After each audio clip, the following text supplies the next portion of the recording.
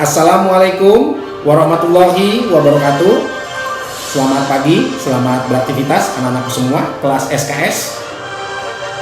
Dan kami ucapkan selamat bergabung kembali ke pembelajaran jarak jauh secara online bersama saya, Bapak Ridwan Hasim.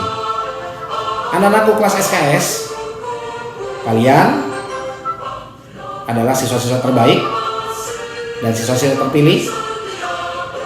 Dan mohon Bapak minta kepada kelas SKS memperhatikan penjelasan yang akan Bapak tayangkan terkait subbahasan yang akan Bapak tayangkan berikut ini. Tetap semangat dalam belajar. Yuk saksikan sama-sama. Cikidot. Halo anak-anak semua, kita bertemu kembali dalam bab pembahasan baru, yaitu Sumpah Pemuda. Mungkin kalau kalian mendengar kata Sumpah Pemuda, tidak terlepas dari tanggal 28 Oktober 1928, di mana terdapat 3 sumpah yang diucapkan oleh para pemuda pada saat itu. Yuk, apa saja sumpahnya? Kita lihat bersama-sama. Sumpah Pemuda. Bisa kalian lihat isi daripada Sumpah Pemuda. Yang pertama, kami putra dan putri Indonesia mengaku bertumpah darah yang satu tanah Indonesia.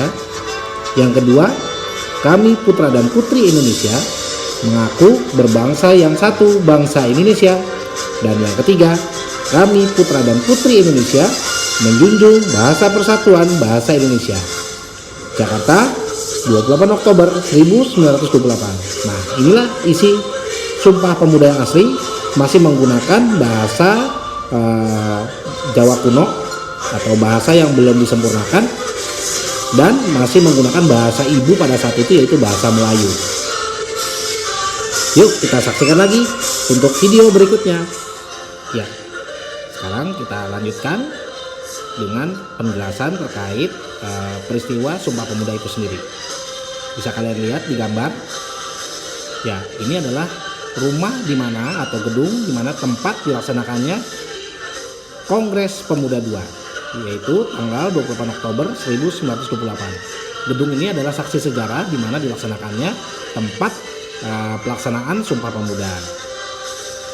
Ya, perlu kalian ketahui bahwa Sumpah Pemuda adalah satu tonggak utama dalam sejarah pergerakan kemerdekaan Indonesia. Ikrar ini dianggap sebagai kristalisasi semangat untuk menegaskan cita-cita berdirinya negara Indonesia. Yang dimaksud dengan Sumpah Pemuda adalah keputusan Kongres Pemuda kedua yang diselenggarakan 2 hari, yaitu tanggal 27 sampai 28 Oktober 1928 di Batavia atau Jakarta. Keputusan ini menegaskan cita-cita akan ada tanah air Indonesia, bangsa Indonesia, dan bahasa Indonesia. Keputusan ini juga diharapkan menjadi asas bagi setiap perkumpulan kebangsaan Indonesia dan agar disiarkan dalam berbagai surat kabar dan dibacakan di muka rapat perkumpulan-perkumpulan. Istilah Sumpah Pemuda tidak muncul dalam putusan Kongres tersebut, melainkan diberikan setelahnya. Nah, berikut ini adalah bunyi 3 keputusan Kongres tersebut, sebagaimana tercantum pada prasasti di dinding Museum Sumpah Pemuda yang merupakan penulisan menggunakan ejaan Van Ophuijsen. Yuk kita lihat bersama-sama. Ya, ini dia tulisan dalam bahasa Jawa lama atau bahasa Jawa kuno pada saat zaman Hindia Belanda, sesuai dengan ejaan zaman Hindia Belanda pada saat itu, yaitu kalian bisa lihat sudah ditayangkan di halaman sebelumnya. Masih ada kata-kata di sini, kalian bisa lihat poetra dan poetri. Nah, itu oe ya, ada kata-kata huruf, ada o dan e.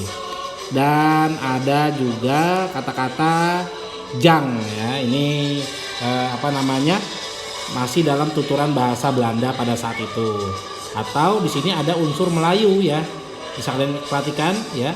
Jadi pada saat tahun itu belum ada bahasa yang baku seperti sekarang. Ya, berikutnya kalian bisa lihat lagi. Nah, ini dia. Ya, ini dia penjelasannya. Ejaan Van Ophuijsen atau ejaan lama adalah jenis ejaan yang pernah digunakan untuk bahasa Indonesia.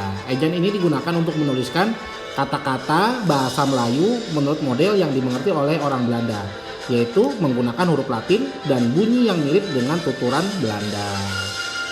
Ya, oke, ini penjelasannya terkait isi daripada Sumpah Pemuda yang asli yang masih tertulis di dinding gedung Sumpah Pemuda yang sekarang menjadi Museum Sumpah Pemuda. Demikian video pembelajaran hari ini. Terima kasih yang sudah menyimak video pembelajaran ini.